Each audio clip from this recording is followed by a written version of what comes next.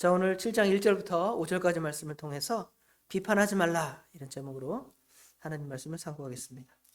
너무도 많이 들은 말씀이지만 그래도 우리가 그만큼 순종하지 못하기에 이렇게 또 말씀 안에서 같이 또 상고하게 되었습니다. 자, 마태복음 6장부터 사실은 쭉 연결이 된 겁니다. 마태복음 6장 1절부터 19절까지는 우리 성도의 경건한 생활을 세 가지로 말했죠. 구제하는 생활, 그 다음에 5절부터는 기도하는 생활, 그 다음에 이제 16절부터는 금식하는 생활. 이것이 모든 어떤 경건 생활의 전부는 아니지만 유대인들이 기본적으로 이 세 가지를 경건한 삶의 표준으로 삼았습니다. 예수님께서 그것들을 부정하지도 않았습니다. 다 우리가 구제도 하고 기도도 하고 금식도 해야 합니다. 그러나 문제는 무엇이 문제냐면 그것을 누구 앞에 하느냐는 것이죠. 사람들에게 보이려고 6장 1절에 보면 사람들에게 보이려고 하지 마라. 그리고 그것은 누구한테 하냐면 내 구제함을 은밀하게 하라. 4절에 보면 은밀한 중에 보시는 내 아버지께서 갚으시리라.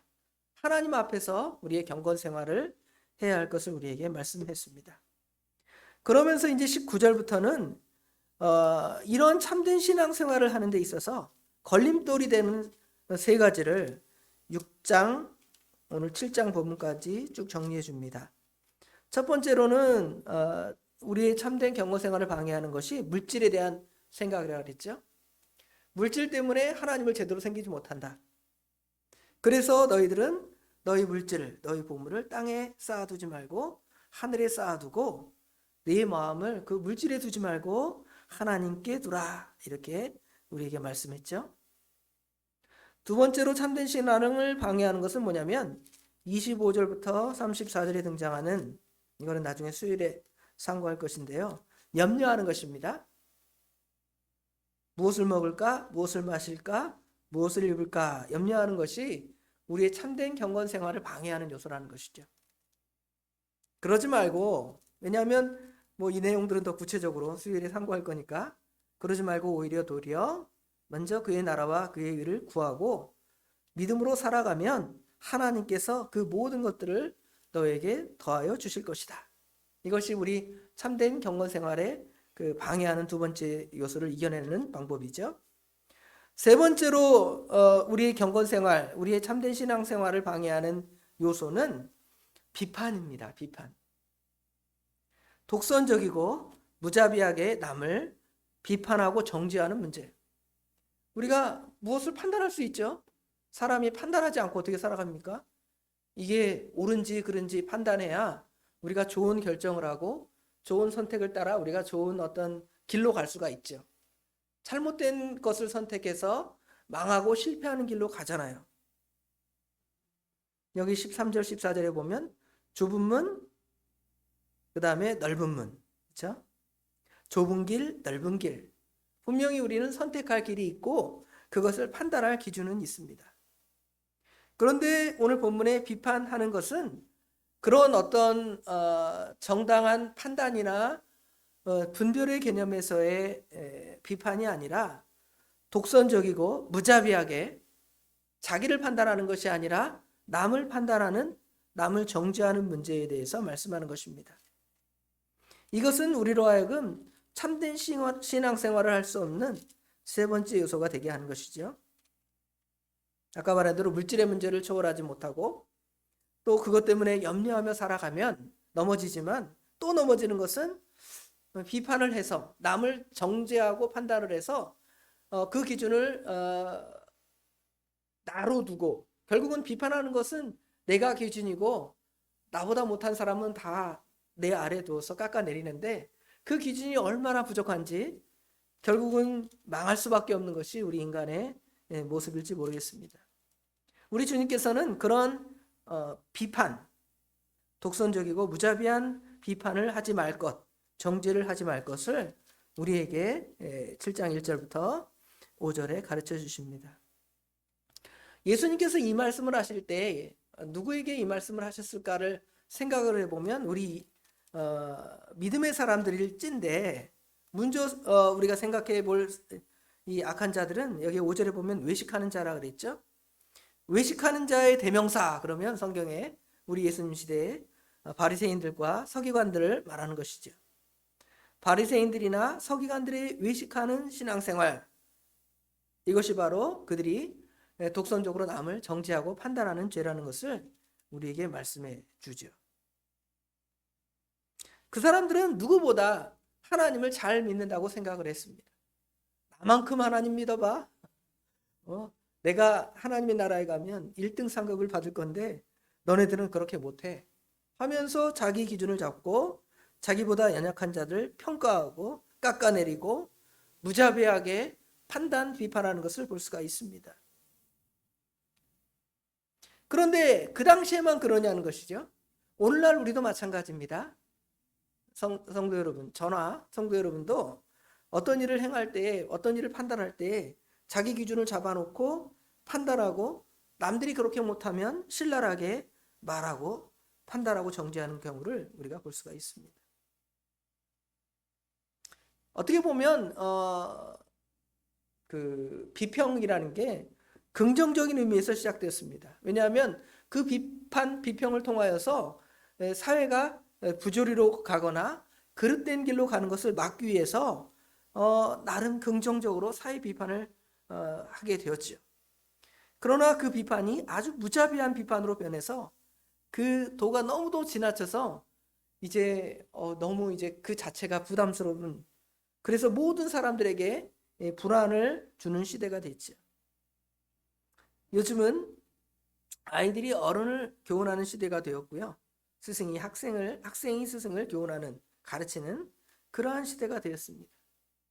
그럴수록 우리는 하나님 말씀에 붙들려서 하나님의 말씀을 가지고 집중해서 이제 그 기준을 세워나가며 그 기준을 세워나갈 때에 그 자를 누구에게 먼저 들이댈 거냐는 거죠.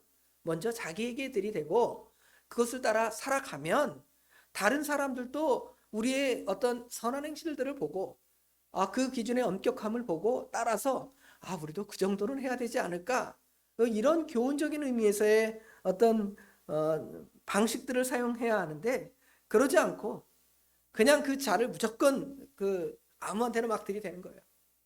그리고 자기는 다 괜찮은 것처럼 착각을 할 때가 많이 있습니다. 가장 큰 문제는 먼저 자신이 의롭다고 생각하는 것이 문제입니다. 우리 내로남불이라고 하잖아요. 내가 하면 로맨스고 남이 하면 다 불륜이라고 합니다. 자기가 좋아하는 사람, 자기가 좋아하는 어떤 정치 세력, 자기가 좋아하는 어떤 동네 사람들, 자기 가까운 사람들, 이런 사람들이 어떤 일을 행하면 어때요? 그냥 다 용납해주고 잘 받아줄 수 있습니다. 그러나 내가 싫어하는 반대파 사람들, 정치인이든 아니면 뭐 지역적인 어떤 색깔을 가진 사람들이든 아니면 나와 어떤 대척점에 있는 그런 사람들이 있으면 그 사람들에 대해서는 칼을 아주 신랄하게, 의사 선생님보다 더 세심하게 남을 깎아내리기는 잘해요. 자기는 어때요? 대충 깎아요. 제가 사과를 깎다 보면은 잘 못 깎으니까 그냥 그 사과 그 껍데기만 잘 깎아서 맛있게 먹어야 되는데 사과를 막 뭉툭거려 깎아 놓잖아요. 그 아주 형편없는데 우리가 그럴 때가 있죠. 자기에게는 그렇게 세심하게 해야 되는데 대충 하고 남들에 대해서는 아주 엄격하게 기준을 만들어서 그 기준을 따라오지 아니하면 정죄하는 것이 보통 우리 인간의 마음일 것입니다. 바리새인들은 마태복음 15장에 보면 예수님의 제자들이 장로들의 유전을 지키지 아니한다고 비판을 합니다. 왜 당신과 당신의 제자들은 우리가 선조 때부터 가르쳐왔던 장로들의 유전을 따르지 않냐고 비판하고 정죄합니다. 이에 대해서 예수님께서 그들을 비판하시기를 너희가 너희 유전을 따르면서 하나님의 말씀을 폐한다고 말합니다. 대표적인 예가 고르반이잖아요. 고르반. 나는 고르반 그렇게 말하면서 나는 드림이 되었습니다. 이 고르반이라는 말은 하나님께 뭔가를 가져다 드리다, 연보하다. 그런데 실제로 연보한 것도 아니에요. 나는 죽은 다음에 내 전 재산을 하나님께 드리겠습니다 선언하면 끝나는 거예요. 내가 그걸 뭐 드릴지 안 드릴지 어떻게 합니까? 우리 자녀들이 다 꿀꺽하면 끝날지도 모르는데 그렇게 선언하면 된다고 생각하는 게 고르반이에요. 그러면서 정작 하나님께 연보하는 것이나 하나님을 섬기는 일에 소홀히 하는 그러한 악을 그들이 범했습니다. 그래서 너희가 입술로는 나를 존경하지만 마음은 내게서 멀도다고 예수님께서 마태복음 15장에 그들을 책망하시는 것을 볼 수가 있습니다. 자기가 의롭다는 생각을 가진 자들에 대한 이해를 드러내는 본문이 있는데요. 누가복음 18장에 보면 두 사람이 하나님 앞에 나와서 기도하러 가죠. 한 사람은 바리새인이고요. 다른 한 사람은 세리였다고 말합니다. 먼저 사람은 자기가 너무 하나님을 잘 섬기는 훌륭한 사람이고 완벽한 사람이니까 감히 저런 사람하고 내가 같이 기도할 수 없어. 저런 죄인이 나한테 접근하면 안 돼. 멀리 서서 이렇게 오지 마 이러는 거예요. 그리고 아주 손을 쳐들고 하나님을 향해 고개를 뻣뻣이 들면서 하나님 내가 이렇게 살았습니다. 저렇게 살았습니다. 얼마나 기도하는데 자랑을 하는지 모르겠습니다. 자기가 완벽하다고 착각하면서 그와 같이 기도하는 모습, 나는 하나님께 11조부터 시작해서 모든 생활을 하나도 부족 없이 하나님께 드리는 사람이라고 자랑을 하는 것이죠. 따로 서서 기도하여 이르되 하나님이여 나는 다른 사람들 곧 토색, 불의, 간음하는 자들과 같지 아니하고 이 세리와도 같지 아니함을 감사하나이다. 그러면서요 나는 일에 2번씩 금식하고 소득의 11조를 드리나이다. 이렇게 자기의 그 의로움을 자랑하면서 하나님께 기도했습니다. 반면에 다른 사람인 세리는 그는 감히 성전에 가까이 나오지도 못하고 아니면 저 문 밖에 서 예배 드리는 사람일지도 몰라요. 내가 이렇게 더러운 죄인이 하나님 앞에 어떻게 나옵니까? 들어오세요. 빨리 여기 앉으세요. 그래도 나는 너무 죄악이 많아서 예배당 문 열 수가 없습니다. 그냥 여기서 기도하고 여기서 예배하게 해주세요. 그러는 거예요. 그리고 감히 하늘을 쳐다보지도 못합니다. 다만 가슴을 치며 말하기를 하나님이여 불쌍히 여기소서 나는 죄인이로소이다 하였느니라 그랬죠. 그런데 우리 예수님께서는 누가 더 옳다고 말했냐면 이 사람이 의롭다 하심을 받았느니라. 저 바리새인보다 이 사람 죄인이 더 의롭다 하심을 받았다고 친히 인정을 해주고 있습니다. 우리 신앙이 결국은 좀 이렇게 좀 자라나고 좀 성장을 해야 되겠는데 이 비판은 사람을 성장하기 못하게 합니다. 왜냐하면 어떤 사람이 좀 자라나려면 자기의 부족함도 알고 연약함을 알아야 그 점도 고치고 세워나갈 수 있잖아요. 제가 목사로서 하나님 말씀을 이렇게 전하는데 부족함이 많이 있습니다. 그러면 특별히 이제 저를 지적해 주는 사람이 이제 가까운 저 아내가 있겠죠. 이거 저거 하죠. 그럼 저는 어떻게? 그 잔소리 하지 마. 다 알아서 내가 잘할 거야. 비판하지 마. 비판하는 건 하나님 앞에 옳지 않아. 그렇게 하면 제가 발전이 있겠냐는 것이죠. 뭐 저 얘기 해주면서 내가 이런 부분은 좀 부족하구나. 저런 부분은 좀 부족하구나. 겉으로는 무슨 잔소리해 이렇게 말하지만 속으로는 그렇게 얘기하는 것을 듣고 다음에 그런 실수를 안 하려고 좀 힘쓰지만 또 부족함이 많이 있어요. 그렇죠? 그런데 비판을 자기에게만 쓰는 것이 아니라 자기에게 그것들을 사용하는 것이 아니라 남에게만 그렇게 사용해서 잘하지 않는 것이죠. 말씀에 가까이 있지 않고 죄에 빠져서 특별히 어떤 죄에 빠지냐면 남을 정죄하고 판단하는 죄에 빠져서 나는 옳고 당신은 틀리기 때문에 그런 마음으로 계속 지적질을 하고 판단을 하기 때문에 결코 나는 성장할 수가 없는 것이죠. 여러분 남 비판하는 사람 치고 그 사람이 영적으로 성숙한 사람인가? 그러지 않아요. 오히려 부족하고 하나님과의 깊은 영적인 교제도 끊어지고 많은 사람과의 인간적인 관계도 그래요. 여러분 남에게 이것저것 잘 지적질이라 그러죠. 지적질하는 사람 치고 사람들하고 깊은 교제를 가질 수가 없어요. 저 사람은 나만 보면 칼로 찌르는 것 같아. 피해야지. 하나님 앞에도 그렇습니다. 자신의 부족함과 연약함을 찾아 회개하고 또 고백하는 그러한 수준에서 영적인 성장을 하는 것이 아니라 남을 비판하고 남을 정죄함을 통하여 결국은 자기가 옳다고 생각하고 자기 의만 드러내기 때문에 하나님께서는 결코 그들을 용납하실 수가 없습니다. 여기 비판하지 말라고 그랬더니 그러면 그 잘못된 것들을 그냥 넘어가야 되는가? 불의를 그냥 넘어가야 되는가? 그러지 않습니다. 우리 예수님은 죄를 결코 용납하지 않으십니다. 죄에 대해서 분명히 책망하십니다.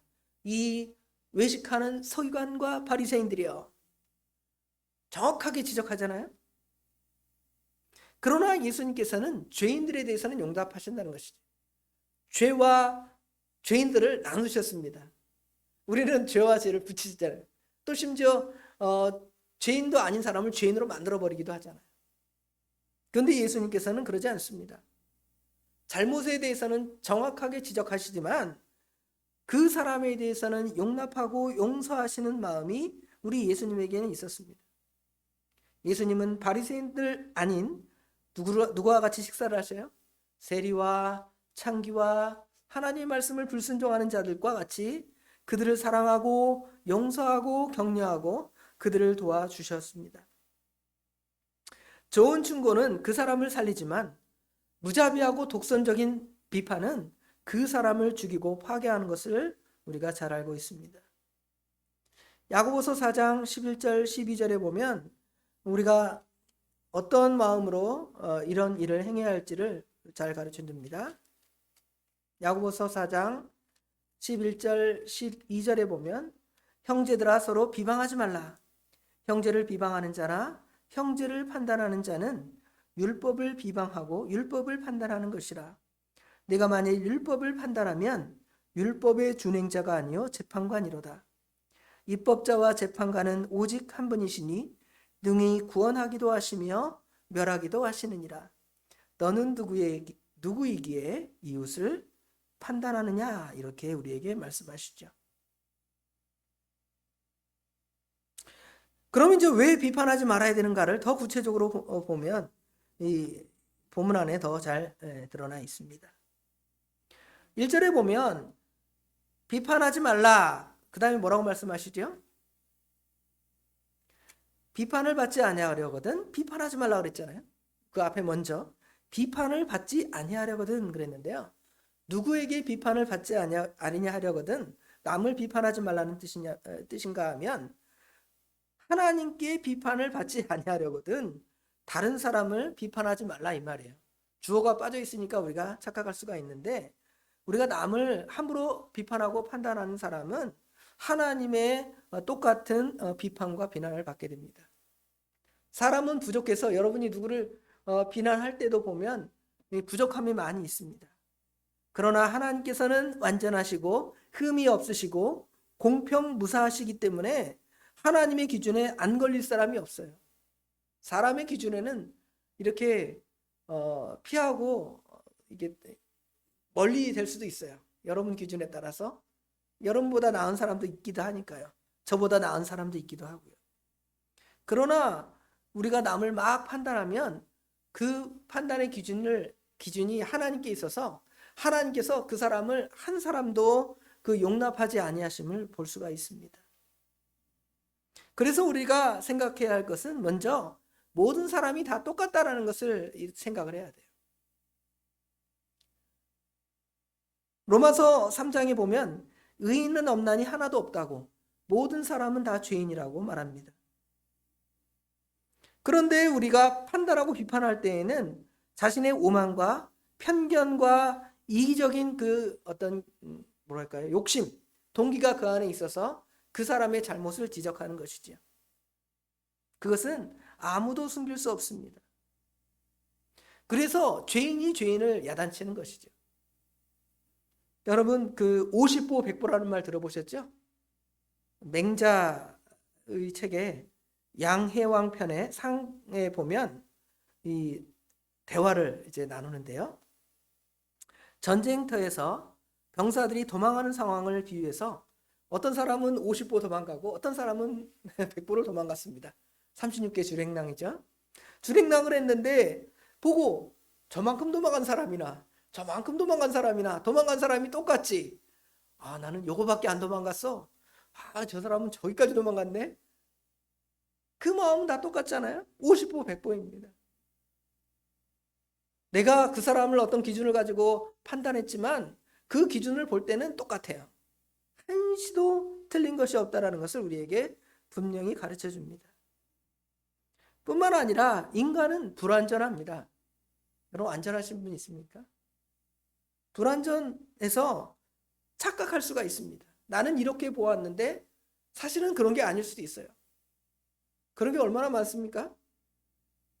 어떤 선을 그려놓고 이렇게 딱 똑같은 선을 딱 이게 맞대놓는데 어느 쪽이 더 깁니까? 이러면 사람들이 어떻게 생각해요? 아, 저 손가락 보면 이 손가락이나 이 손가락이나 똑같은데 얘를 똑같다고 기준하면 사람들이 볼 때는 아이가 더 길어 보일 수 있고요. 아니면 얘가 더 길어 보일 수 있습니다. 그렇죠? 사람은 불완전한 시각을 갖고 있기 때문에 분명히 착각을 할 수도 있다. 이것을 전제해야 돼요. 그런데 그것은 전혀 전제하지 않고 내 눈은 정확해. 그러니까 쟤는 분명히 잘못한 거야. 쟤는 분명히 실수한 거야. 이렇게 결정을 내린다는 것이죠.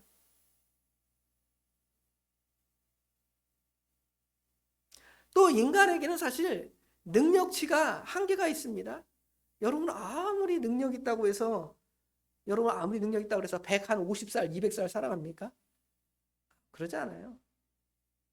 조금 더 사는 거고 한 1, 2년 더 살고요. 어떤 사람 1, 2년 덜 사는 것입니다. 여러분 무거운 것을 든다.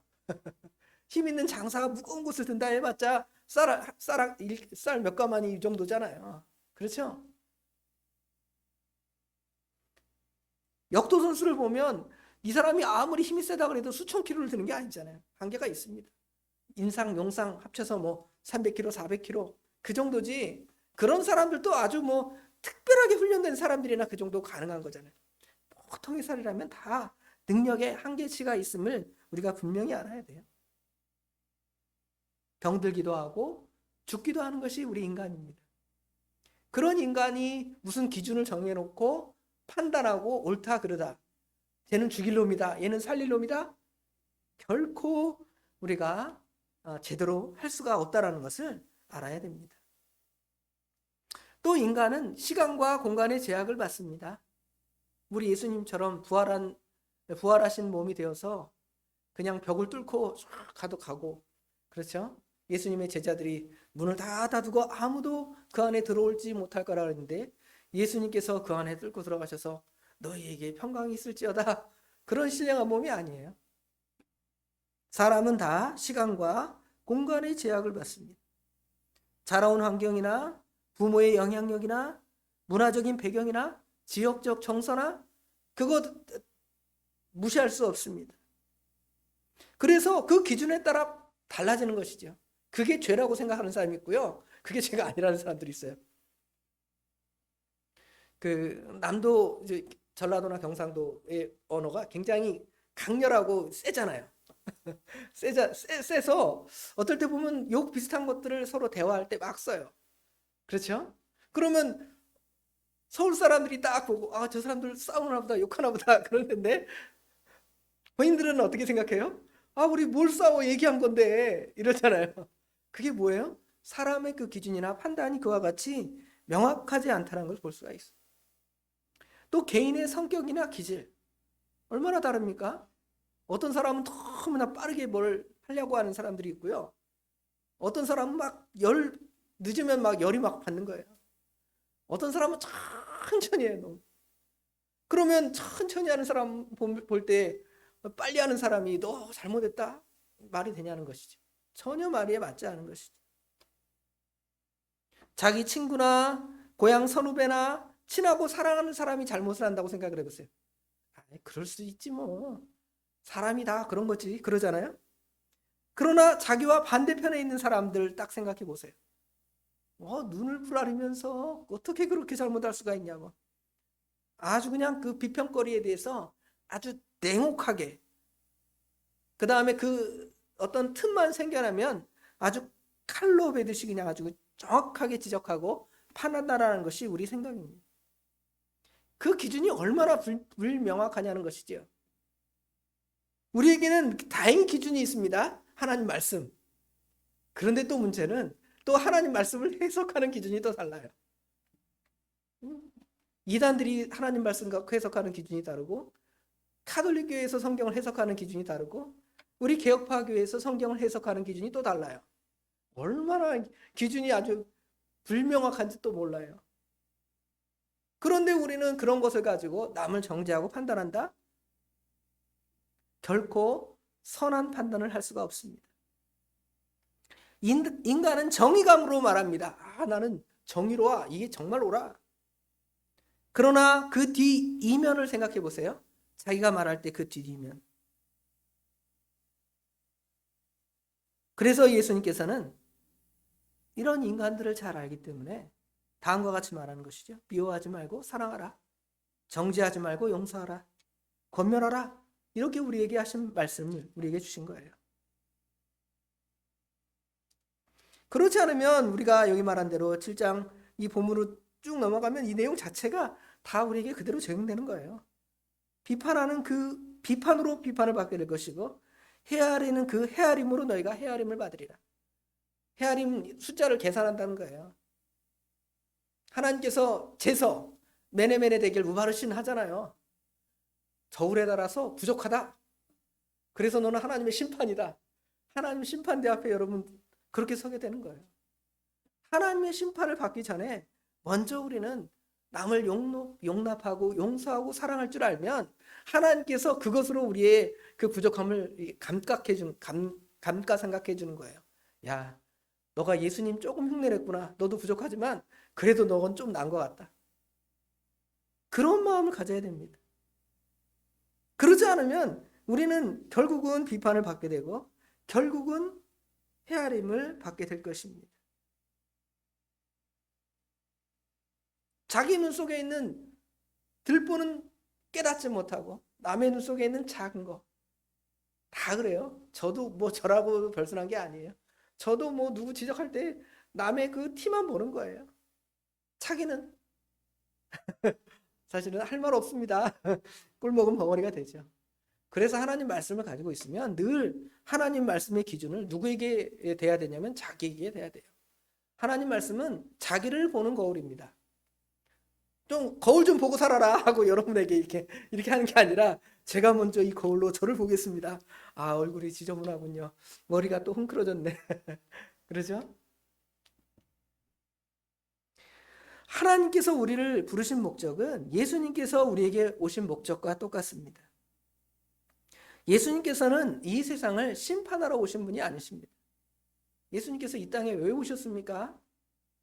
우리 성육신, 성탄절 이야기도 했고요. 오늘 오전에. 또 성육신의 완성인 부활절 오늘 얘기도 했습니다. 예수님께서 이 땅에 오신 목적은 누구를 정죄하려고 오신 것이 아니라 용서해 주시기 위해서 오신 거예요. 그래서 십자가에 달리시면서 우리 가상칠언 상고했는데 가상칠언의 첫 번째가 용서해 주세요, 용납해 주세요잖아요.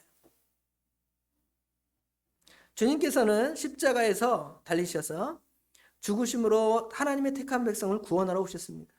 그 목적을 안다면 하나님께서 여러분을 보내신 목적도 똑같아요. 예수님이 이 땅에 오신 목적이나 하나님께서 여러분을 하나님의 백성으로 삼아주신 목적이나 한 눈금도 틀린 것이 없습니다. 그렇다면 우리는 또 어떤 마음으로 살아야 되냐면 사랑의 마음으로 살아야죠. 예수님도 사랑했는데. 하나님께서 우리를 세상에 보내시고 우리를 하나님의 자녀 삼아주신 목적은 사랑하라고 부르신 것입니다. 아내도 남편도 자녀도 비판의 대상이 아니라 사랑의 대상이죠.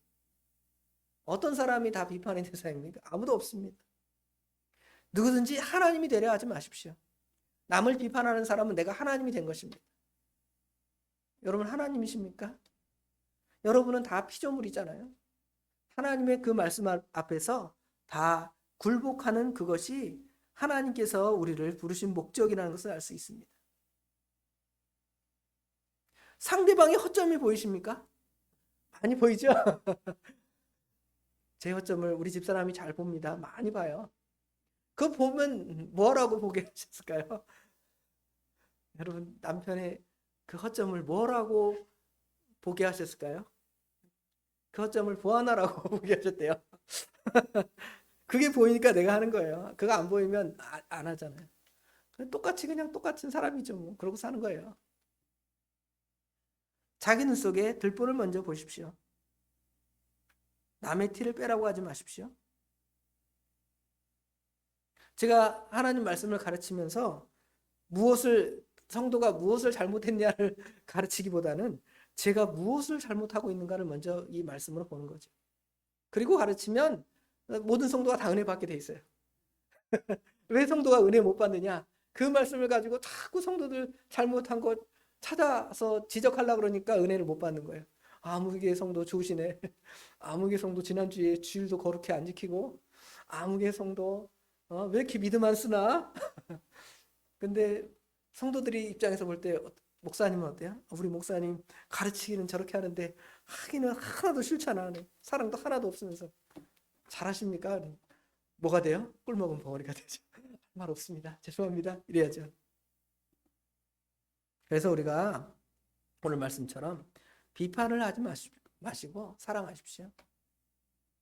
그래야 여러분이 영이 자라나고 믿음이 자라나고 하나님이 기뻐하는 사람들이 되어질 수가 있게 되는 것입니다. 기도하겠습니다.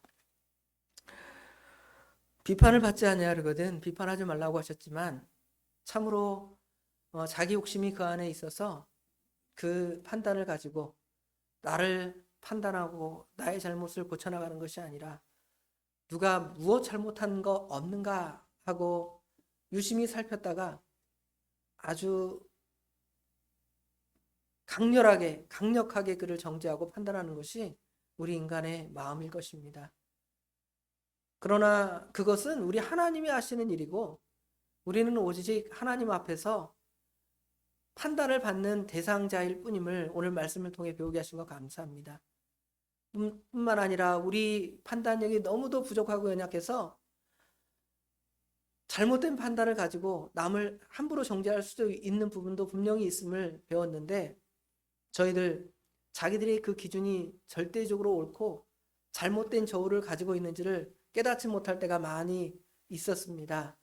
아버지 하나님 불쌍히 여기셔서 자기 안에 있는 그 저울을 잘 고치며 상대방을 잘 좀 너그럽게 용납해 줄 줄 아는 너그러운 관대한 우리 예수님의 사람들이 되기에 부족함이 없도록 우리 하나님 도와주시옵소서. 예수님이 그리하려고 이 땅에 오셨고 예수님이 그리하시려고 십자가에 달리셨고 죽으셨습니다. 죽으신 다음엔 승리하셔서 우리로 하여금 그렇게 살라고 말씀하셨사오니 저희들 용서의 사람, 사랑의 사람 되어지기에 부족함이 없도록 우리 하나님 친히 인도하여 주시옵소서. 모든 것 주님께 맡깁니다. 우리 주님께서 함께하여 주실 줄 믿사오며 예수님의 이름으로 간절히 기도드리옵나이다. 아멘.